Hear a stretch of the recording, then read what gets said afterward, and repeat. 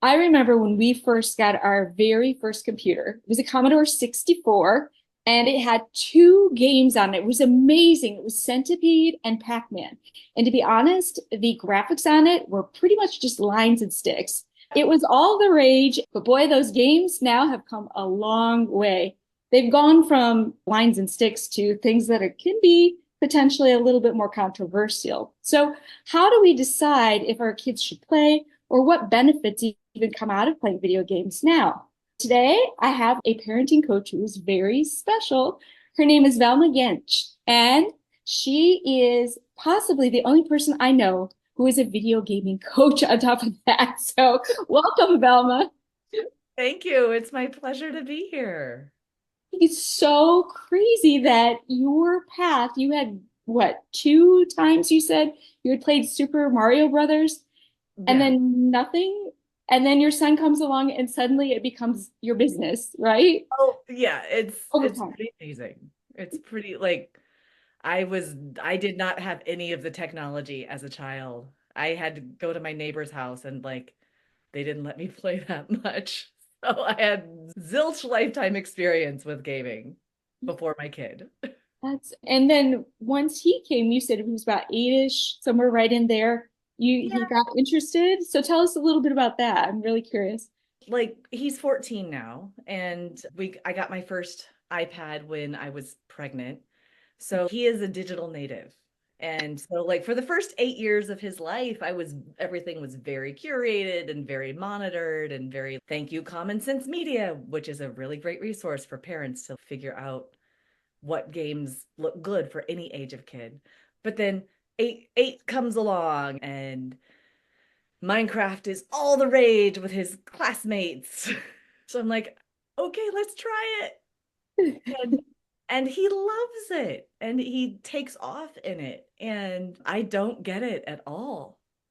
And I can't keep up at all. So I watch him. I'm a hand-in-hand parenting certified instructor. And I've been a hand-in-hand parenting instructor since he was 3, and I found hand in hand when he was 18 months. And one of the tools that hand in hand teaches is special time. So I had this practice of spending time with my kid, enthusiastically playing with him and seeing what it was that he was interested in. So I brought that practice to video gaming and Minecraft, and that's where we started. It's amazing. Yeah, okay. I think I heard you say Minecraft may not be your favorite game that he plays. I've come to love Minecraft. Okay. I Okay. didn't I It took me years though to be able to say that. And I literally spent 2 years just watching him play and watching the videos that he would watch of other people playing and learning about the game because I'm showing up. I want to not be left out and I don't want to be like left behind and play replaced by pixels. So like I was continually showing up and eventually where he's 10, it's pandemic. He's mom, will you play? And I'm like, okay. Show me again how to do this. I asked that question 50 bazillion times as I sucked so bad at, at the controls and remembering up and down and right and left and like ASWD and like where's the inventory and how do I hit something again? Like I had to ask a million times. So yeah, so that was a good couple of years where we worked through a lot of his, oh, mom, like impatience with me learning, but learned he learned how to teach me well and he learned how to be patient. And because I was setting limits, no, I can't play with you if you treat me like that. We can't do it that way. I want to be here and I need help. And eventually we got to the place where he embraced being the expert and really enjoyed being able to be better at me than something, which is the hand-in-hand tool play listening, which is really phenomenal because kids have so little control over so much in their lives. And any opportunities they have to know more than us, and to bring laughter and lightness to that is really empowering for them. So do you feel like that is the major benefit for playing video games with your kids, or do you feel like there's more? I heard leadership as part of that.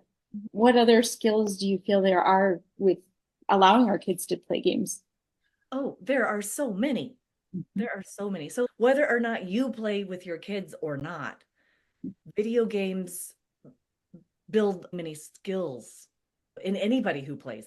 Resilience is a huge one because video games are about losing. They're not about winning. So you have to be willing to start Mhm. over and to start over and to fail and to try again. That's a big lesson that it's taught me. Another one is social skills, because you wouldn't think that video games are social, but they're incredibly social. Kids play with each other. And instead of playing house or playing like uh, war or something, they play video games. And so I've witnessed my kid and his friends negotiating so much to figure out how to play together, and all of the angst that they would work out like in the yard is just has a different medium. Social skills are huge. And then there's hand-eye coordination, there's project planning, project management, because games like Minecraft, you need to have, you need to think through what you want to do. It's, oh, if I want to make iron armor, I need to do five other things before I can get there. So it teaches like project planning, and it teaches patience because it takes work to get to those things. And then the other skill that is probably the hardest to learn is how to set limits with yourself, because setting limits with video games or screens is hard for anybody. And learning how to do that is a skill. And that is the biggest thing that parents' involvement with their kids' gaming can improve. Yeah, yeah, I could totally see that. I think about just our phones. When my husband and I have had the conversation about it, like if you turn your phone off or like you forgot your phone, you feel this space that you didn't realize that you'd been spending much time on that thing. And I think that's with kids too, with the gaming. It goes, at least when I play games, I don't pay attention to the amount of time unless I'm losing constantly, which is common. Oh, Mario Kart just kills me. But Ah, anyway, uh, I need the lane keeping system on for that, or I am just like off the rails all the time. I didn't even know there was a lane keeping. Is it like a bumper pad for Kind Mario of, Kart? kind of like driving assist, but I don't know if it's on older versions. I know it's on the Switch. I don't think it's on ours. Oh, Uh, I would so do that. Okay, anyway. Time will go by too fast if you're not paying attention, or if there's other things that you need to do first that you have to get to before you can spend the time to do that. That's a big thing.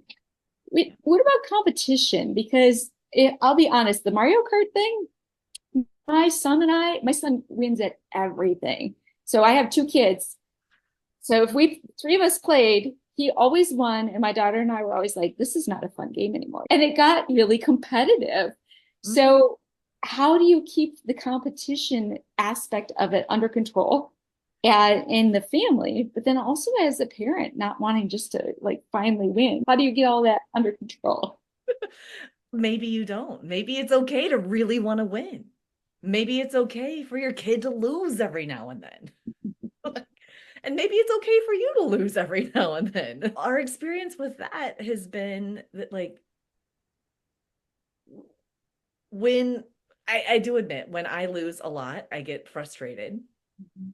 But if it's fair, and I realize that it's just like I just suck at it and it's okay. So part of it for me is just embracing the play of the game instead of the outcome of the game. So that's why I still go to Mario Kart and still play Mario Kart, even though I know I will never win. And then there are other games like Wii Bowling. Like I am a strike queen at Wii Bowling, and I always rock that game. But he still wants to play with me because it's still fun. But I do admit that there were times with Smash Bros when I was on a winning streak and he would get really frustrated. And that was an opportunity to listen to him and go, hey, it sounds like you're really frustrated right now. And let him vent about and me hold space for like how hard it is to not be good at everything, because that's just a part of other parts of his life too. It's interesting. So it's really putting the child in a situation out, taking the real world into your house and allowing you to have that door open to be able to talk about it. Mm. Yeah, Yeah. yeah, interesting. Okay, I have to ask before I forget, what is your current favorite game since you took a while to like, I don't play too many, well, I don't play too many games. I play more games than I think I do. I love Hollow Knight. I don't even know what that Oh, is. it's an older 2D platformer game that is, I don't know what other, I play it on my computer, but it's really hard. But it's doing a great job of teaching me and making it fun to learn along the way. And it's really beautiful. Like I love the animation. And it's got that gothic Nightmare Before Christmas Tim Burton feel to it, which I really like. And it's not super angsty, and it's got lovely music. And it's been really exciting to see how I've grown my skills as a gamer and improved so much over my play in that game. Yeah. And you're enjoying what you're seeing on top of that. So you're seeing Yeah. progress and enjoying the visual. Yeah. Yeah, love that. I'll have to check that out. I've never heard of it before. It's a classic, apparently. I stream sometimes, so if you check out my YouTube channel, you can see me streaming the game. Very cool. Very cool. So if somebody were to say they want to do gaming, they want to let their family do this, what would a healthy gaming situation look like in a family?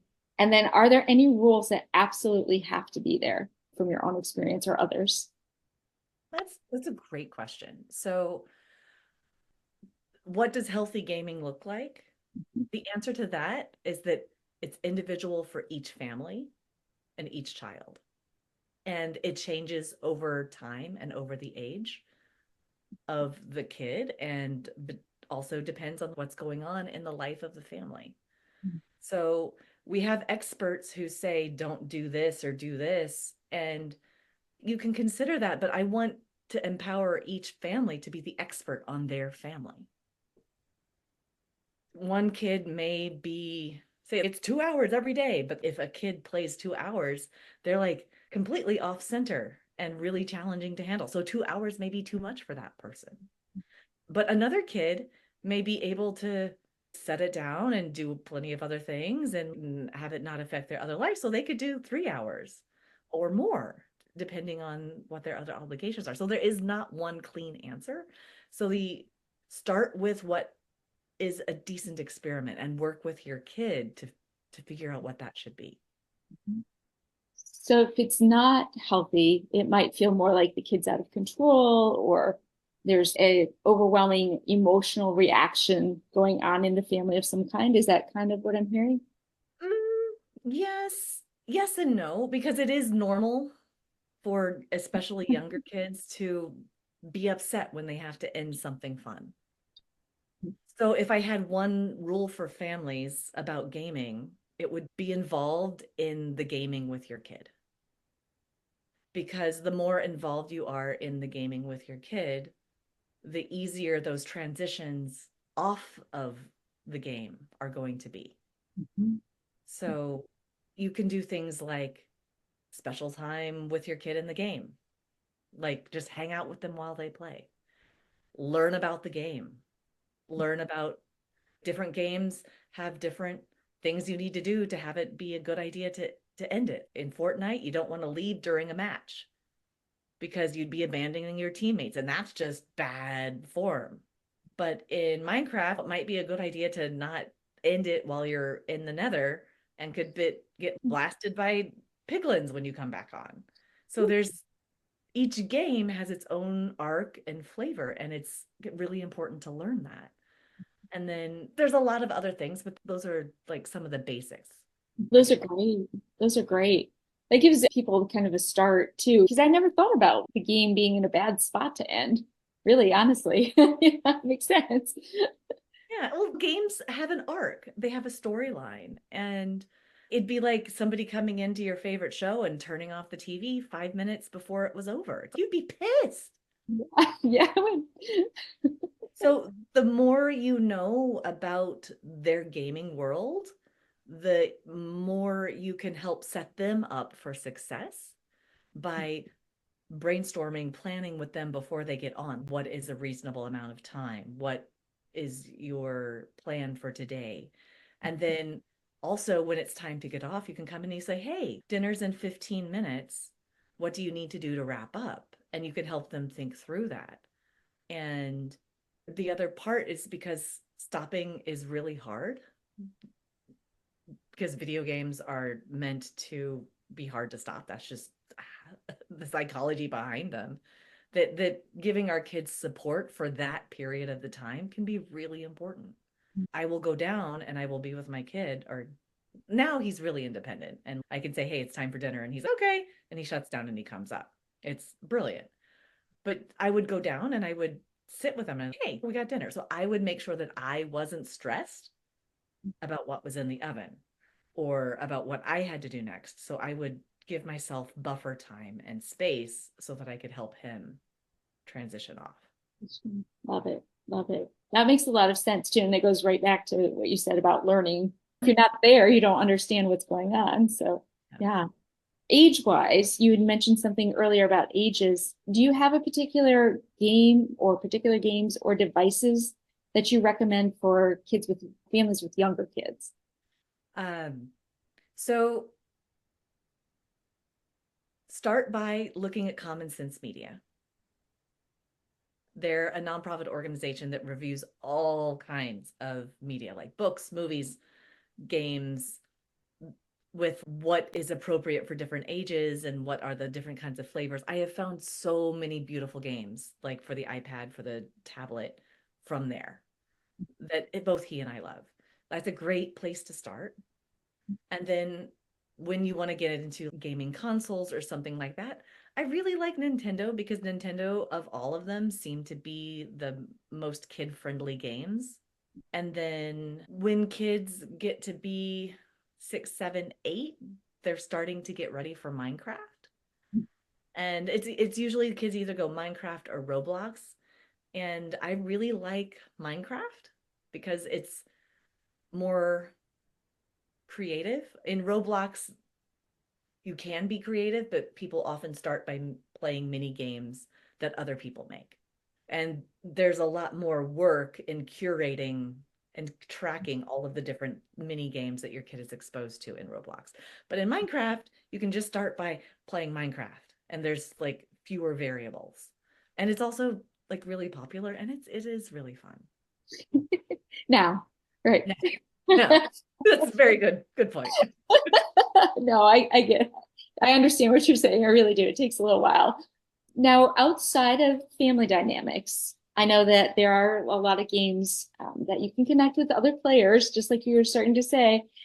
So when you are a parent just entering this, what should you be aware of? What should you be conscious of as you walk into it? It's another great question. That's one of the reasons why I also like Minecraft and Switch, the Nintendo Switch, is because with Minecraft, you can limit it pretty easily to we're just going to play here on this instance in this house. And with the Switch, you don't have to connect it to the outside world. That said, if your kid's really smart, they'll eventually be able to get around anything that any restrictions or controls that you put up. Learn about them. Look at the ESRB, which is the Entertainment Service Review Board, which reviews games. And they have a really great resource section for parents about parental controls and how to think about all of those. But more important than any of that is having conversations with your kid and making sure that they know that you understand the importance of the gaming and respect and appreciate it so that they're not embarrassed or ashamed if they need help because something challenging is happening somewhere with a friend or with some other online space that they've found.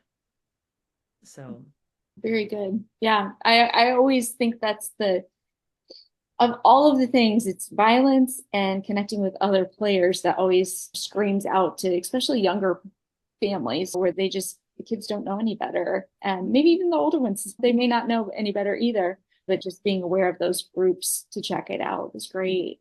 yeah. And also have conversations about online safety with your kid. You want to empower them to know what is good and healthy. It's just like any other form of consent that we want our kids to be comfortable with. That's so true. Yeah. Don't give out your phone number. Don't give out your address. Don't give out your name. Yeah, but it's all out there. It's available for them to be asked. So yeah, you have to have those And conversations. and and that said, like there are friendly spaces. And there are lots of Facebook groups or online groups where kids can connect, where parents help kids connect with each other to play. So if a parent came to you and they said, I want parent coaching, what would that look like for them?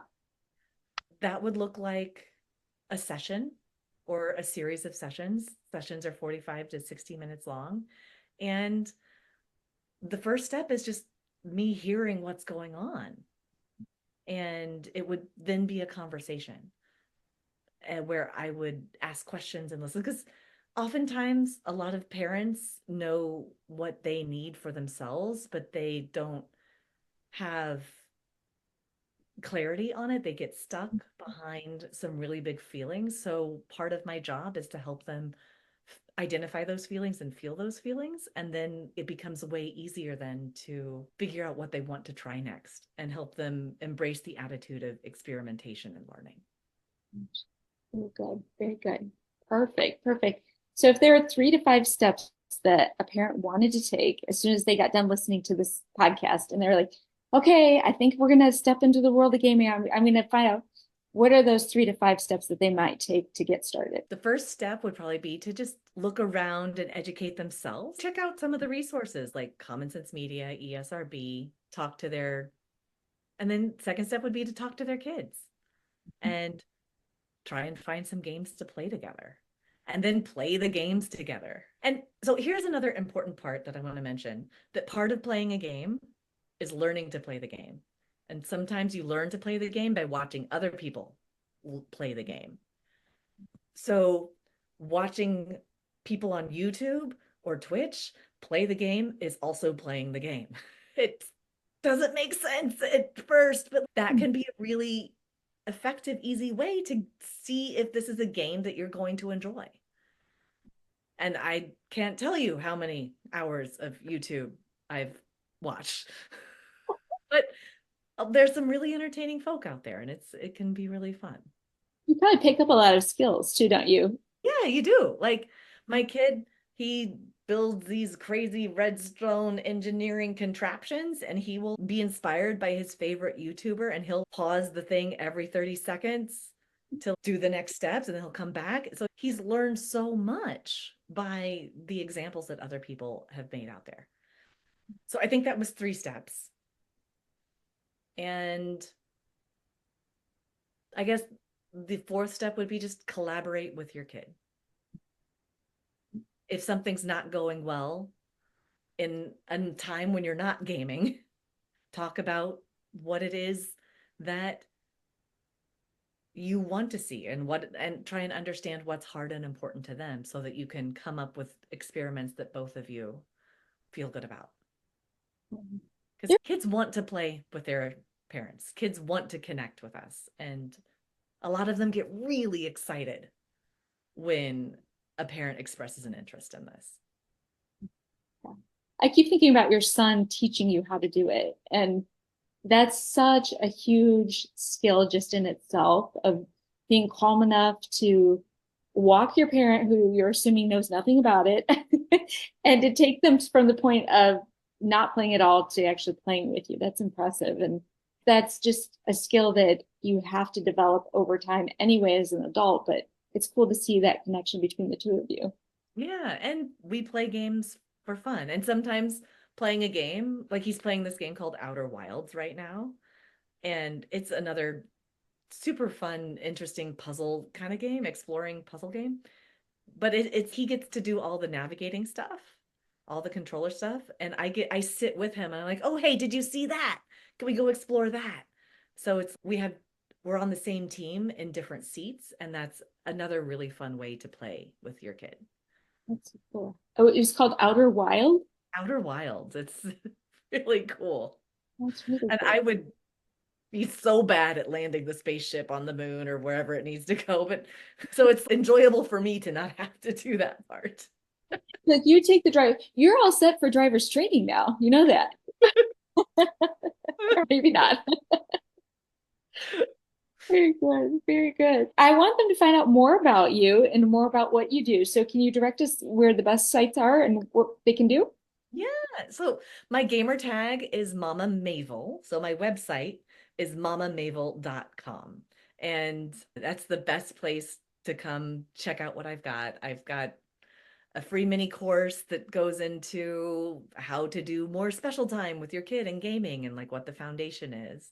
And then there's some really cool things on limits and how to end game time. And I have a newsletter. So if you do nothing else, sign up for my newsletter and I'll send you an email every week or two. And her website is really cool. I went on it. I thought it was the neatest website I've seen in a long time. So you have to check it out if nothing else. But yes, I know. Mama Mavel, not Marvel, but No Mavel. R. No R. Mamamavel.com. Very good. Velma, I really appreciate all your great information. I am thinking back to my years of Centipede and thinking that I might need to just play some games for myself too. Yes, please let me know how it goes. Yes, yes, thank you for your time today. Oh, thank you. Thank you for your service to parents and getting them good information. I really appreciate that. Thank you.